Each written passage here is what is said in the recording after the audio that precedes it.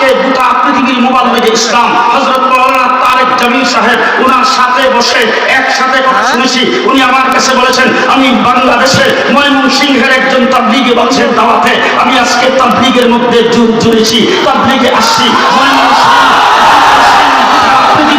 গোটা পৃথিবীতে দিন প্রচারের জন্য ময়মনসিংহ মুখ্য ভূমিকা পালন করেছেন। আর সেই ময়মনসিংহের রাজপথে রাস্তার কিনারে নারীর মূর্তি থাকতে পারে।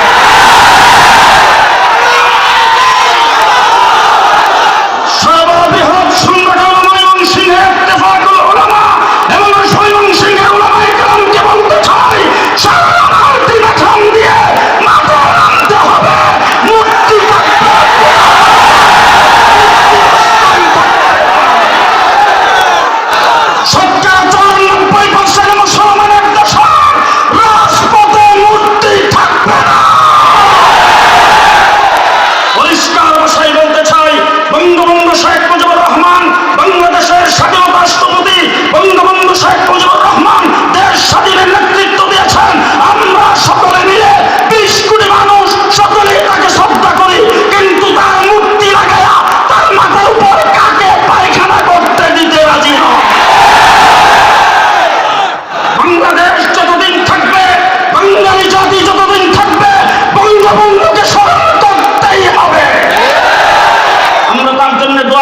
কারণ তিনি ইনশাআল্লাহ বলে দেশ স্বাধীনতার ঘোষণা দিয়েছেন। ইনশাআল্লাহ বলে দেশ স্বাধীনতার ঘোষণা দিয়েছেন। যেই ব্যক্তি ইনশাআল্লাহ বলে দেশের স্বাধীনতা যুদ্ধের ঘোষণা দেয়, তার জন্য দোয়া করব আল্লাহ যেন তাকে জান্নাত দেয়। মাদ্রাসায় দোয়া হবে, মসজিদে দোয়া হবে, কিন্তু তাকে বেইজ্জত করার জন্য রাস্তার মোড়ে মূর্তি লাগানো যাবে না। একে একটু দেশের হক করে রাখুন।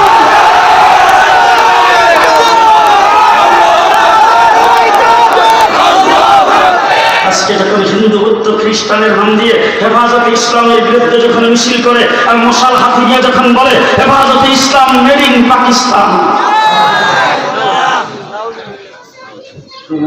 পাল্টাটা বলি, হেফাজতে ইসলাম মেড ইন পাকিস্তান নয়, তোমরা শাহবাগীরা মেড ইন ইন্ডিয়া।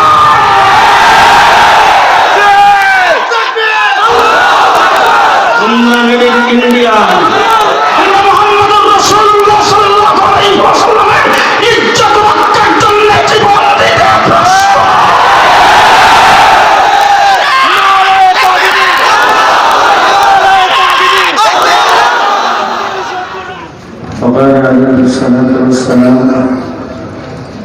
من أحب سنتي فقد أحبني ومن أحبني كان معي في الجنة أو كما قال عليه الصلاة والسلام.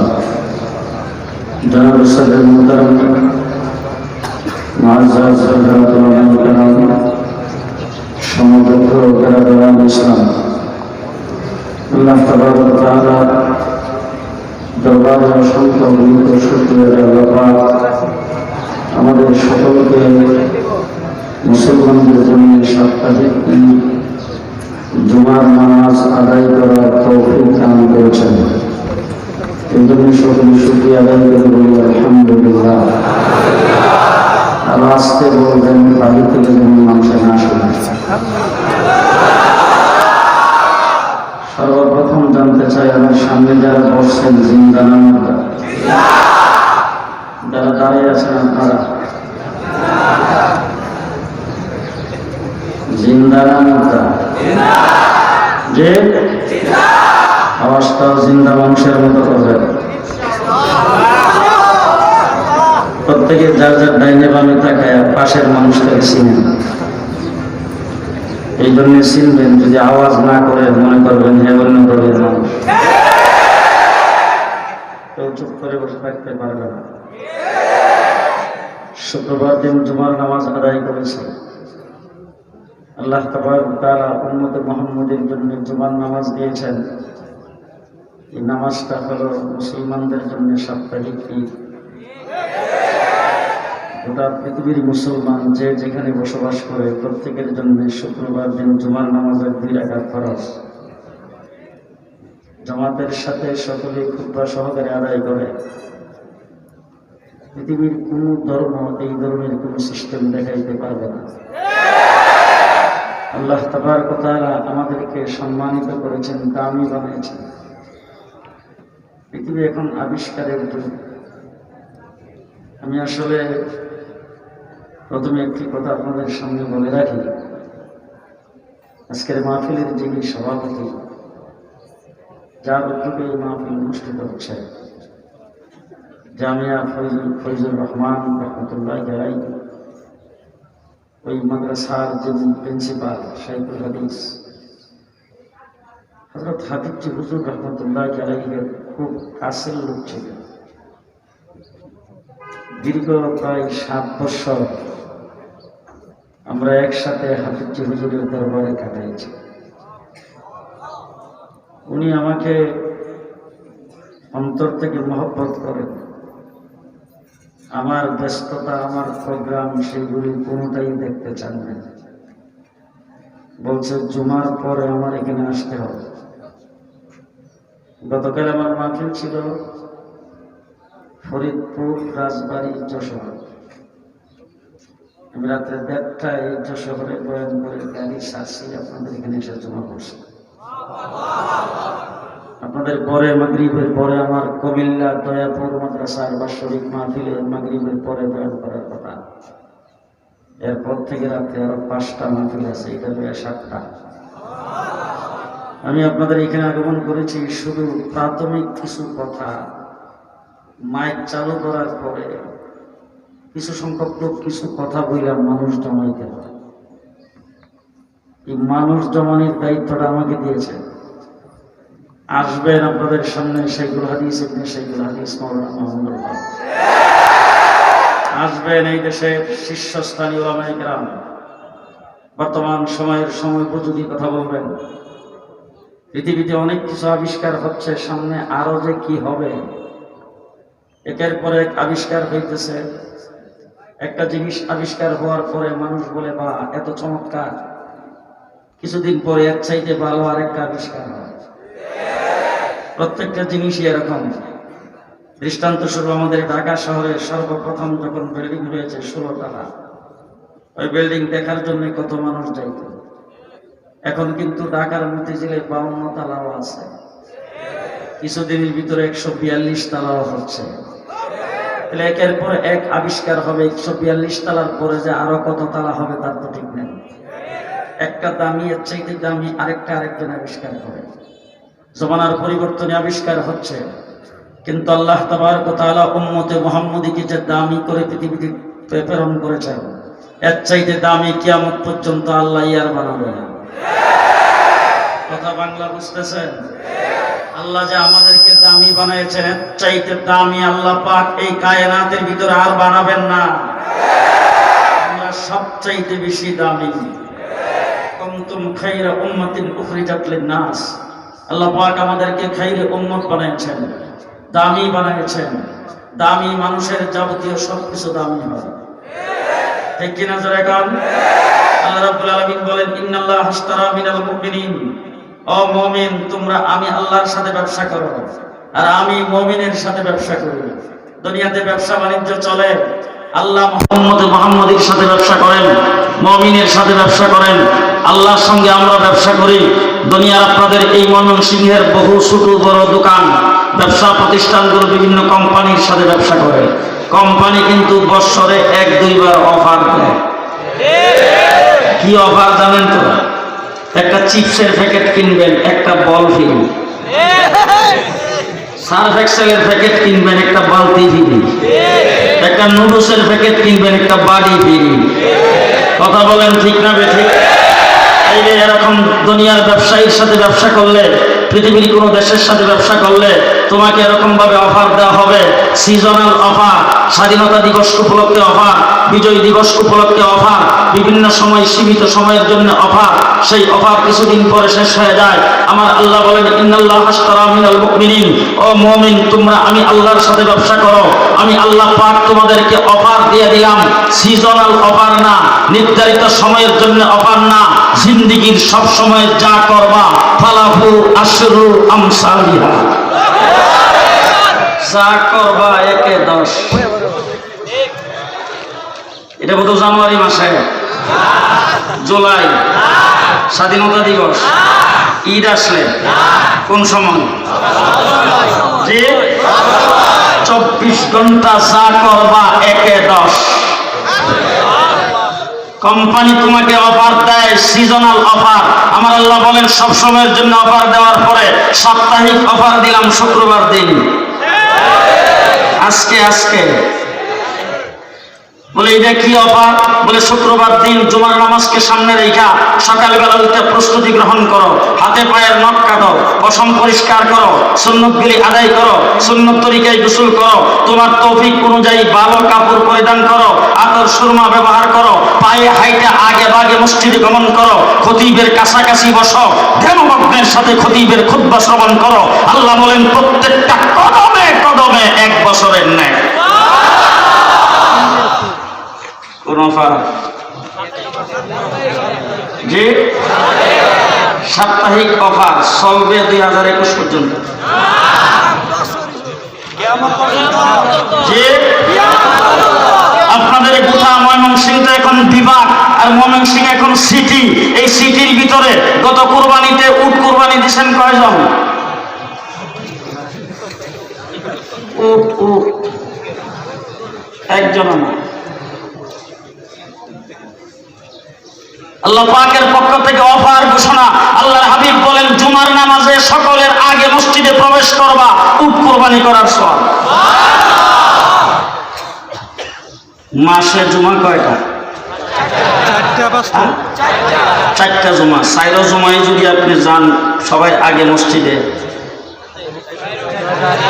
বৎসরে কয়টা? 52টা।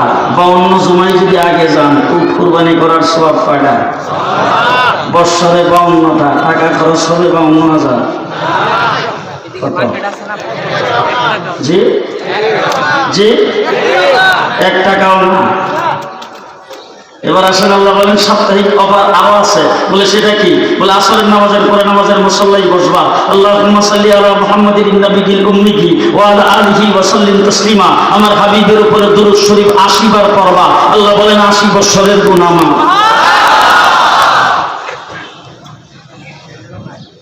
তোমাদের সাথে আমি ব্যবসা করি, ব্যবসার এত অফার, কারণটা কি? কারণ হইল তোমরা আমার হাবিবের উম্মত। আর উম্মত যে তোমরা আমার হাবিবের উম্মত। যদি উম্মত হইতে পারো ডাইরেক্ট জান্নাত।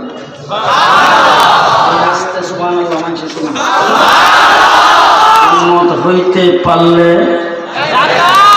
ডাইরেক্ট জান্নাত। উম্মতের খাতায় নাম না থাকলে কথা বলেন कि मोहम्मद से वफा तूने तू हम तेरे हैं ये जहां चीज है किया लोहो कलम तेरे हैं। अरे मोहम्मদের সাথে সম্পর্ক লাগাও। আমার নবী কি জন্য পৃথিবীতে আগমন করেছেন? নবীর মিশন কি ছিল? নবী কোন কাজ পছন্দ করতেন? নবী কোন জিনিস পছন্দ করতেন? নবী কিভাবে চলতে পছন্দ করতেন? রাসূল পৃথিবীতে আগমন যখন করেছেন 360 ফুটের পূজা করত। বাইতুল্লাহ শরীফের ভিতরে মূর্তি ছিল, বাহিরে মূর্তি ছিল। আমার রাসূল পৃথিবীতে আগমন করে মূর্তিকে সব সময়ের জন্য উৎখাত করে দিয়ে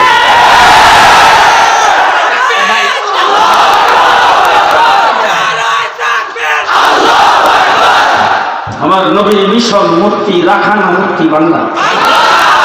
আসতে বলবেন না। ময়মনসিংহের মানুষ আজকে যখন আমি 12টার পরে আপনাদের এই ময়মনসিংহ শহরে ঢুকলাম, যেই রাস্তা দিয়ে যায় সেই রাস্তা দিয়ে দেখি চাকের চাক মানুষ যাচ্ছে জুমার নামাজ।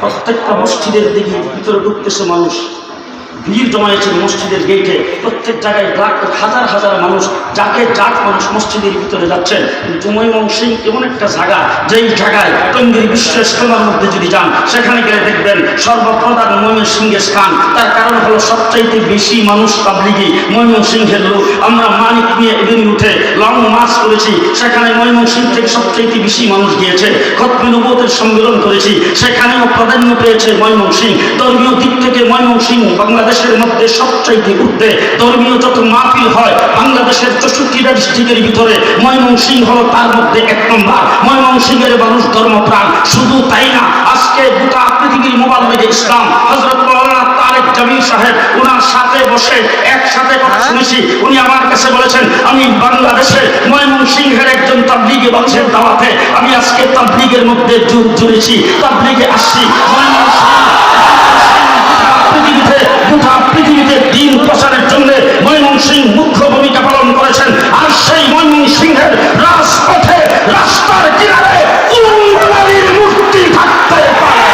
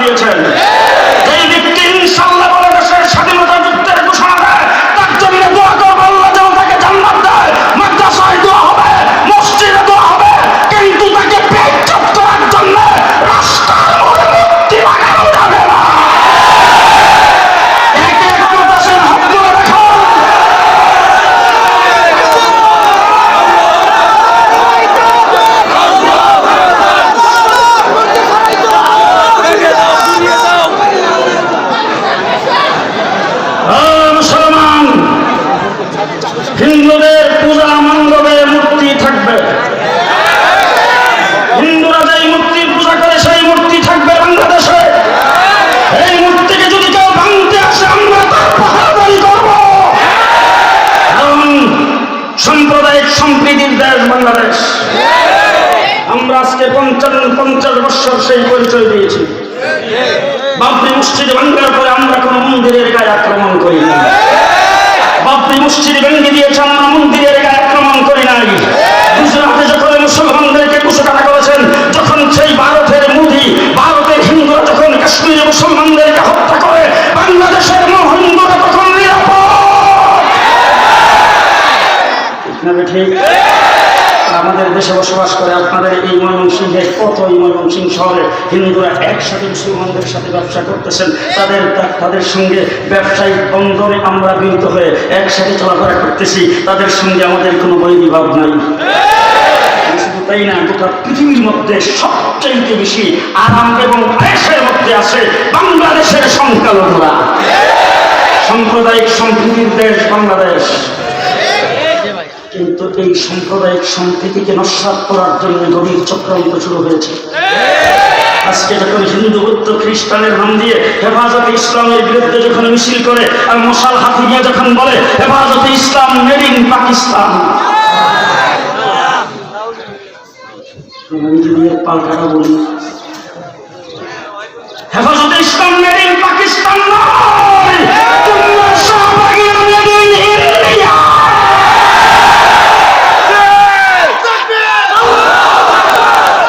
Made in India. আমরা পরিষ্কার ভাষায় বলতে চাই, আমরা মেড ইন মদিনা। আমাদের পরিচয় হলো, আমাদের সম্পর্ক, আমাদের কানেকশন মদিনার সাথে, আমাদের কানেকশন বিশ্বনবীর রওজার সাথে। আমরা মুহাম্মদুর রাসূলুল্লাহ সাল্লাল্লাহু আলাইহি ওয়াসাল্লামের ইজ্জত রক্ষার জন্য জীবন দিতে প্রস্তুত।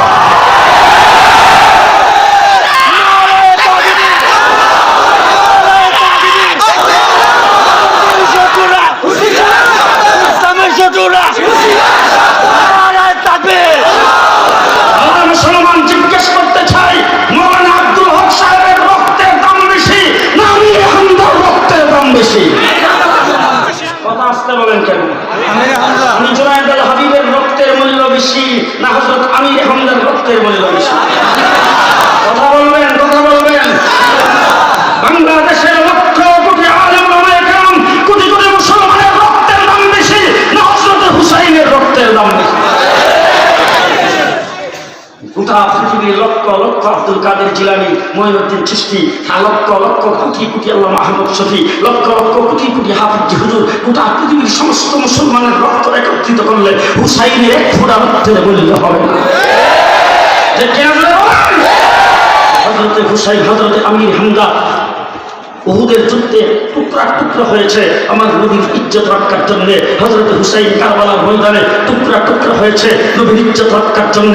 আমার ভাইরা সাহাবায়ে কেরাম টুকরা টুকরা হয়েছে আমার নবীর ইজ্জত রক্ষার জন্য। নবী সাল্লাল্লাহু আলাইহি ওয়াসাল্লামের ইজ্জত আর সম্মান রক্ষার জন্য সাহাবায়ে কেরামের প্রত্যেক 1400 বছর যাদের ইতিহাস তালাশ করলে দেখবেন বড় বড় মুনিশি যারা ইসলাম প্রচারের জন্য এসেছেন তাদের প্রত্যেকে কুরবান হয়েছেন রাসূলের ইজ্জত রক্ষার জন্য। আজকে 50 বছরের ইতিহাস বাংলাদেশে রাসূলের ইজ্জতের উপর আক্রমণ করেছেন। রক্ত ময়দানে আমরা দিয়েছি, হাইকোর্ট থেকে ফতোয়ার বিরুদ্ধে রায় দিয়েছে। রক্ত মাঠে আমরা দিয়েছি, রাষ্ট্র ধর্ম ইসলাম বাতিল করতে চেয়েছে। রক্ত আমরা দিয়েছি। আজকে যারা ফ্রান্সের পক্ষে কথা বলবে তাদের বিরুদ্ধে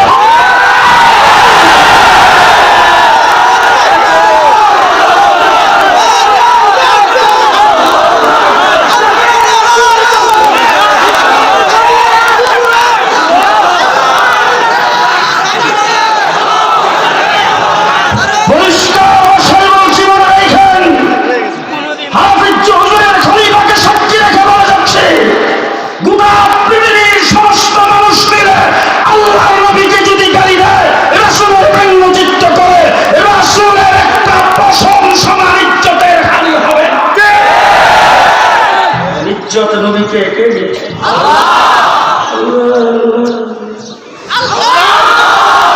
আল্লাহর হাবিবকে ইজ্জত কে দিয়েছে? আল্লাহ দিয়েছেন, আল্লাহ দিয়েছেন। এখন আমাদের দেশের বড় বড় শিক্ষিত লোকেরা এইভাবে তাকে একাকি করছেন দিকে, ওই বাবা আমেরিকাকে অনুসরণ করা লাগবে। তার কারণ হলো আমেরিকা কি উন্নত করছে, বলে কি উন্নত করছে বলে সাপ গেছে না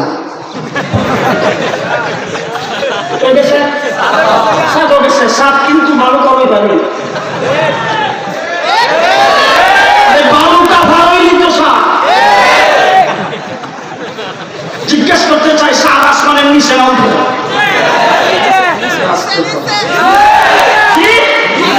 এবার তাকে যদি অনুসরণ করা লাগে চাঁদে চলে গেছে, আমার নবী কোথায় গেছে?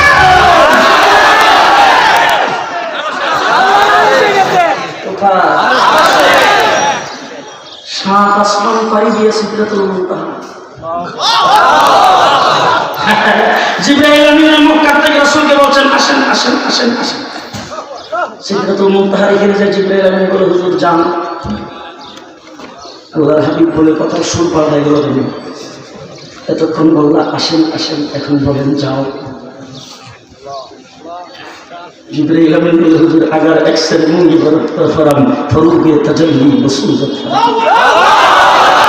যদি আর এক পরে এক চুল পরিমাণ সামনের দিকে অগ্রসর হই আল্লাহর নূরের তাজাল্লিতে আমার সমস্ত পরগুলি জইলা শেষ হয়ে যাবে। আর এই যে ইমিগ্রেশন, সেই ইমিগ্রেশন পার হয়ে যাওয়ার মতো কোনো ভিসা আমার কাছে নেই। রাসূল বলতেছেন তাইলে আমার ভিসা কোথায়? তুমি যাইতে পারবে না, আমি কিভাবে যাব? আর জিবরাইল আমিন বলে হুজুর এর পরের থেকে রাস্তাটা আল্লাহ আপনার জন্যই বানাইছেন, কায়নাতের কেউ আর যায় না। যাচ্ছেন সামনে আল্লাহ পাক তখন হুজুরের রাহবত আসেন আসেন আসেন আসেন আসেন আসেন, নিতে নিতে কতটুকু নিছেন? ফাকানা কাবা কাউসাইনি আও আদনা।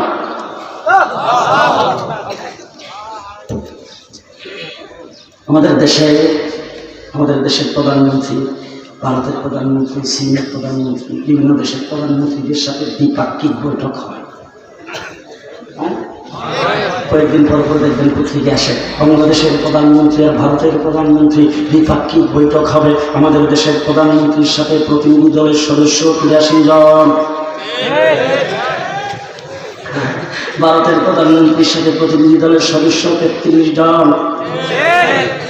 এই বৈঠকে 8টি চুক্তি স্বাক্ষর হবে। তার মধ্যে পদ্মার পানি হলো 1 নম্বর। কিয়ামত পর্যন্ত পাবে কিনা সন্দেহ।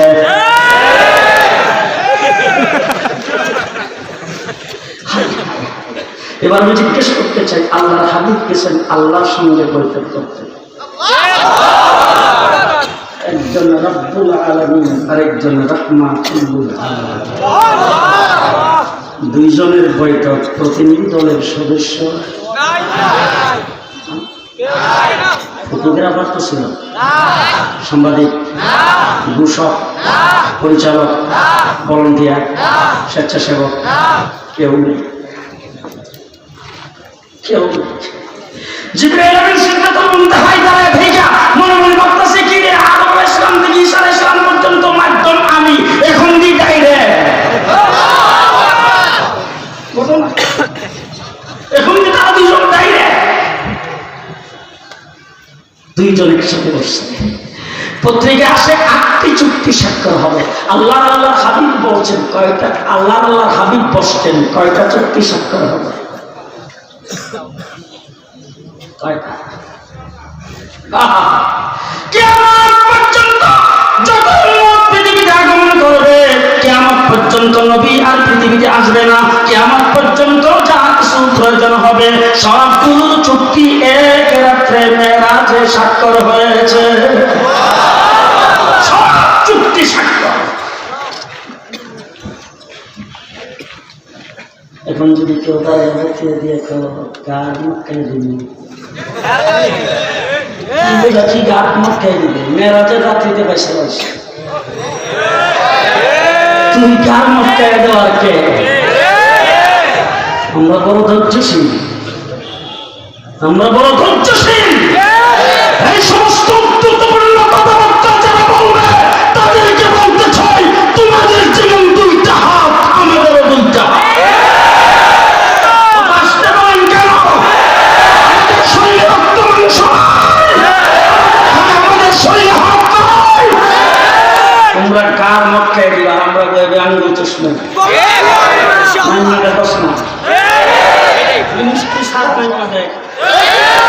কেমন লাগে? 12 ঘন্টার নোটিশে ঢাকায় লোক জমাইছি 6 লাখ।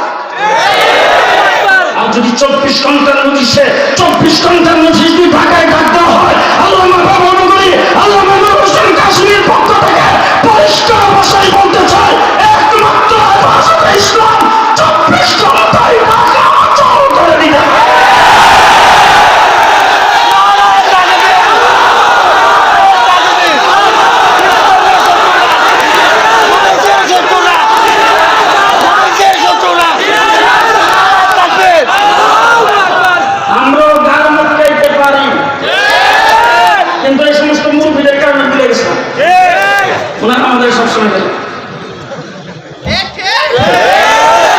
এবং তুই মনে করেছ, সাবধান সাবধান, আগুন নিয়ে খেলা করবেন না, সাপের নজর দিয়ে কান ঢালবেন না। আমরা পরিষ্কার বলতে চাই, শ্রীগালের বেঞ্চি সহ্য হয়, আর বাঘের হুঙ্কার সহ্য হয়, শ্রীগালের বেঞ্চি আমাদের সহ্য হয়। দেশ মুসলমানের দেশ, ইসলামের পক্ষে কথা বললে যাদের আগুন লাগে তাদের জন্য এই দেশ না। যারা এই দেশে আজানকে সহ্য করে না তাদের জন্য এই দেশ না। সালামকে যারা সহ্য করে না তাদের জন্য এই দেশ না। মুসলিম মাদ্রাসাকে সহ্য করে না তাদের জন্য এই দেশ না। ইসলাম সম্মেলন যারা বাড়াবে তাদের জন্য এই দেশ না। গতকাল রহমাতুল্লাহ আলামিন কনফারেন্সকে বাধা দেওয়া হয়েছে। তুমি আসতে আসতে আমার নবীর সিরাত ধর্ম হবে, সেই মাহফিল হতে পারবে না। আল্লামা জুনায়েদ বাবনগরী সাহেবের মাহফিলে বাধা দাও। জুনায়েদ বাবনগরী সাহেব এই দেশে 98% মুসলমানদের নেতা। জুনায়েদ বাবনগরী সাহেব এই দেশের সর্বস্তরের মুসলমানের মতামত। জুনায়েদ বাবনগরী সাহেবের মুখের একটি শ্বাসের প্রতি বাংলাদেশের সর্বস্তরের মুসলমান। সাবধান সাবধান। বৈঠক হয়েছে দুইজন, অনেক কথা বলতেছে। আল্লাহ জিজ্ঞেস করছেন, হাবিব কি জন্য আসে? কি জন্য? আল্লাহর হাবিব চলে দুনিয়ার কিচ্ছু চাই না, মুখকে চাই। আমি মুখের জন্য আসছি। রাসূল মিরাজে যাওয়ার পর তো আমাদের কি বলে নাই, সেখানে যায় রাসূল মুখকে চাই। গোটা পৃথিবীর মানুষ যদি রাসূলকে গালি দেয়, রাসূলের ইজ্জতের খান হবে না, কিন্তু তুমি যদি প্রতিবাদ না করো তোমার ঈমান থাকবে না। নারায়ে তাকবীর, নারায়ে তাকবীর। তেরি শত্রুরা, তেরি শত্রুরা, নারায়ে তাকবীর। মুসলমান আজকে যখন নাস্তিক আর মুক্তদারা যখন আজকে যখন হিন্দু বৌদ্ধ খ্রিস্টানের নাম দিয়ে বাংলাদেশের কিছু কুলাঙ্গারের যখন রাসূলের ইজ্জত রক্ষার জন্য যারা মাঠে নামে তাদের বিরুদ্ধে করে, আমার নবীকে যখন বাংলাদেশের টেলিভিশনে গালি দেয়, আজকে যখন শাহরিয়ার কবিরের মতো মুরগি চোরেরা যখন ইসলামের বিরুদ্ধে কথা বলে, সেই অবস্থায় রাসূলের ইজ্জত রাসূলের শান বর্ণনার মাহফিল প্রত্যেকটি রুডে রুডে হওয়া দরকার।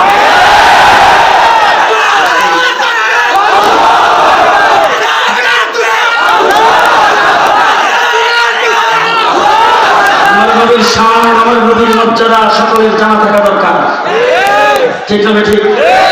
আল্লাহ হযরত মাওলানা আব্দুল হক সাহেব দামাত বারাকাতুহু, উনি যখন একদিন দুনিয়াতে থাকবেন না, অথবা এখন তুমি মুরব্বী, আমরা কিন্তু ওনার শান, ওনার মানে জীবনী সম্পর্কে বিভিন্ন জায়গায় আলোচনা করি। উনি যখন না থাকবেন তখন আলোচনা করব, কিন্তু আলোচনাটা শুরু হবে জন্ম থেকে মৃত্যু পর্যন্ত।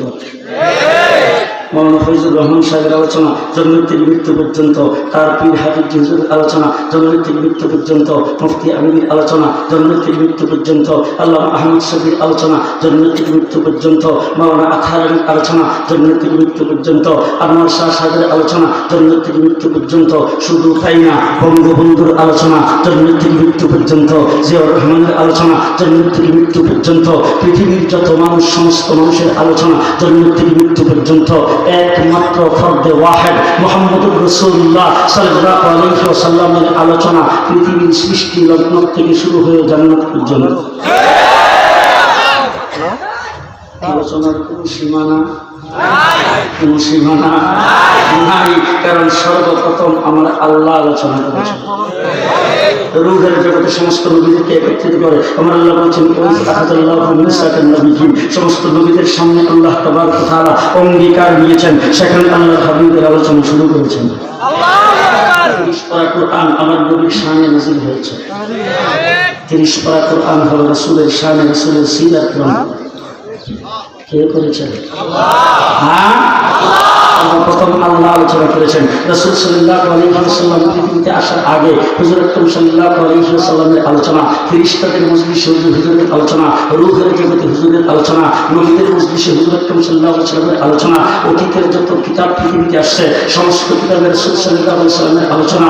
নবীরা একের পর এক পৃথিবীতে আসছেন, আমার নবীর সুসংবাদ দিয়েছেন। সুসংবাদের মধ্যে হযরত ঈসা আলাইহিস সালামের কথা আল্লাহ কোরআনে কোট করেছেন। আল্লাহ কোরআনে কোট করেছেন, বাশিরুন বিরাসূলিন ইয়াতি মিন বা'দি ইসমিহি আহমদ। হুজুর আকরাম সাল্লাল্লাহু আলাইহি ওয়াসাল্লামের আলোচনা সব জায়গার মধ্যে হইতেছে, কিয়ামত পর্যন্ত এই আলোচনা হইতেই থাকবে। চলছে হইতে থাকবে। তাই রাসূল সাল্লাল্লাহু আলাইহি ওয়াসাল্লাম আলোচনার জন্য পর থেকে শুরু হয়নি, 12 রবিউল আউয়াল থেকে শুরু হয়নি, 8 রবিউল আউয়াল থেকে শুরু হয়নি। এই জন্য আমরা উলামায়ে দেওবন্দ 12 রবিউল আউয়াল পালন করি না। কি বুঝে আসতেছে? আলোচনা আরো আগের থেকে শুরু হয়েছে। হুজুর আকরাম সাল্লাল্লাহু আলাইহি ওয়াসাল্লামের দাদা আব্দুল মুত্তালিব একদিন মা আমিনা বৌমাকে ডাক দিছে। হুজুর আকরাম সাল্লাল্লাহু আলাইহি ওয়াসাল্লাম তখন পেটে, আব্দুল্লাহ দুনিয়াতে নাই। তখন রাসূল সাল্লাল্লাহু আলাইহি ওয়াসাল্লামের মাকে ডাক দিয়ে বলতেছেন, ও আমিনা, অনেক লোকজন এসে আমার কাছে বলাবলি করতেছে তুমি নাকি খুব ভালো সুগন্ধিযুক্ত আতর ব্যবহার করো, তুমি নাকি স্যান্ড ব্যবহার করো, তোমার কাছে গেলেই নাকি সুগন্ধ আসে, এত ভালো সুগন্ধিযুক্ত আতর তোমার মতো মহিলা তো ব্যবহার করা ঠিক না। এই কথা বলার সাথে সাথে আব্দুল মুত্তালিবের জবাবে মা আমিনা ও শ্বশুর আব্বা, চোখের পানি ছেড়ে দিয়ে বলতেছেন, ও শ্বশুর আব্বা, আমি কি করব? যেদিন থেকে সন্তান আমার পেটে গেছে ওই দিন থেকে আমার শরীর থেকে মিশকে আম্বরের সুগন্ধি বের হয়েছে। ও শ্বশুর আব্বা, আমি কি করবো? যেদিন থেকে সন্তান পেটে গেছে ওই দিন থেকে আমার শরীর থেকে ঘাম বের হয়, ঘাম তো মিশকে আম্বর চাইতে বেশি সুগন্ধি। ও শ্বশুর আব্বা, আমি কি করবো? যেদিন থেকে সন্তান পেটে গেছে ওই দিন থেকে যে বিষ্ণার মধ্যে আমি সেই বিষ্ণার থেকে সুগন্ধি, ওই দিন থেকে আমি ঘর থেকে বের হয়ে রুদ্রের মধ্যে গেলে আকাশের মেঘ আইসা আমার মাথার মধ্যে ছায়া ধরে। ও শ্বশুর আব্বা, আমি কি করবো? যেদিন থেকে সন্তান পেটে গেছে ওই দিন থেকে কুয়ার কিনারে পানি আনতে গেলে অটোমেটিক পানি আমার পায়ের কাছে চলে আসে। নবী মুহাম্মদ রাসূলুল্লাহ সাল্লাল্লাহু আলাইহি ওয়াসাল্লাম জন্মগ্রহণ করেছেন, আর তার শান আপনাদের সামনে আমি তো বর্ণনা করার লায়ক না, টিকলে মাত্র কোন জিনিস দিয়ে বর্ণনা করবো? হুজুর জন্মগ্রহণ করেছেন, হুজুর কি পুলিনিয়া, চেহারাটা বারবার আমেনা দেখতেছে আর বলতেছে, এত সুন্দর চেহারার মানুষ আমার জীবনে কেমন কোথাও দেখিনি। খালিমাতু সাদি আসছে, আয়েশা বলতেছেন, আমি যে হাজার হাজার বাচ্চার চেহারা দেখি, আমার এলাকার লোকজন বাচ্চা লালন পালন করে, আমি আজ পর্যন্ত এত সুন্দর চেহারার মানুষ দেখিনি। আব্দুল মুত্তালিব আয়েশা ইরাকে যায়, শামে যায়, সিরিয়াতে যায়, পৃথিবীর বিভিন্ন দেশে ব্যবসা বাণিজ্যের জন্য যায়, বড় বড় কাফেলা নিয়ে যায়। বাইতুল্লাহ মুতাওয়াল্লি হাজার হাজার মানুষ এখানে জিয়ারত করতে আসে, তওয়াফ করতে আসে, আর মানুষগুলি এটা অনেক বাচ্চা আজাদ হওয়ার জন্য আমার বলে দেয়, আমি লক্ষ লক্ষ মানুষের চেহারা দেখি, এত সুন্দর চেহারার মানুষ আমিও দেখি।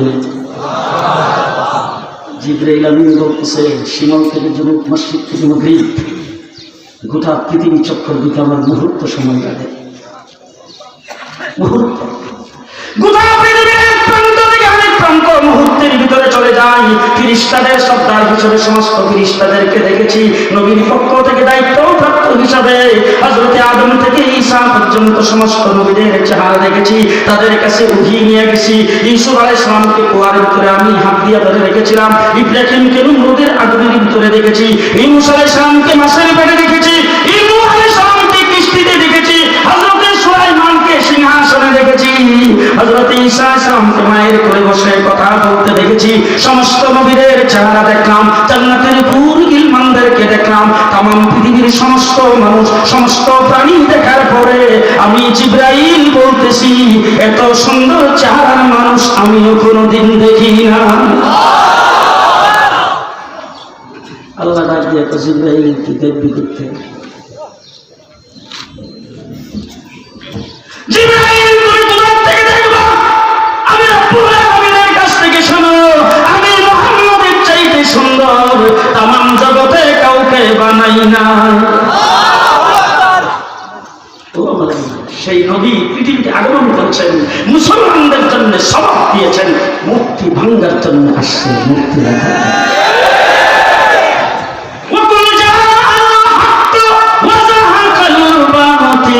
ইন্নাল বাতিলা কানা যাহুকা।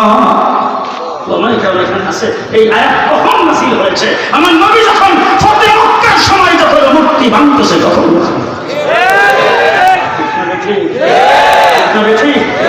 ও আমার ভাইয়া, আমরা পৃথিবীতে যতদিন জিন্দা থাকবো নবীকে নিয়েই থাকতে চাই। আমার নবীকে আমার জীবনের চাইতে বেশি ভালোবাসি সবাই।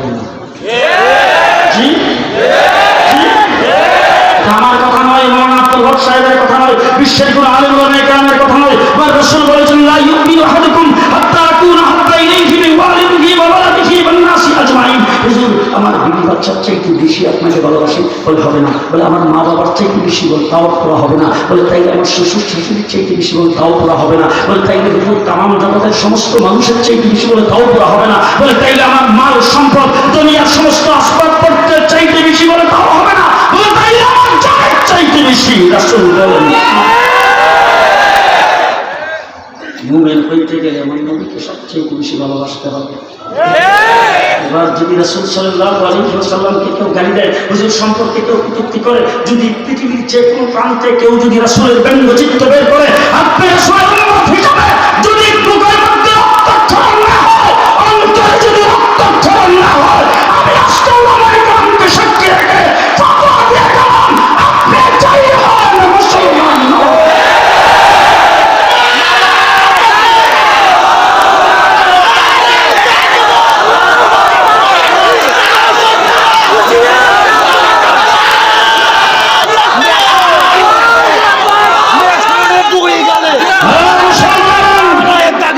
আল্লাহু আকবার। আমরা আমাদের নবীর ইজ্জত রক্ষা করার জন্য সব সময়ের জন্য প্রস্তুত। আসেন কি আপনারা বলেন, আল্লাহ নবীর ইজ্জতের উপরে বাংলাদেশে এবং গোটা পৃথিবীতে কেউ যদি হাত দেয়, আমরা তাৎক্ষণিক মাঠে নামতে প্রস্তুত। রাজি আছেন? রাজি আছেন?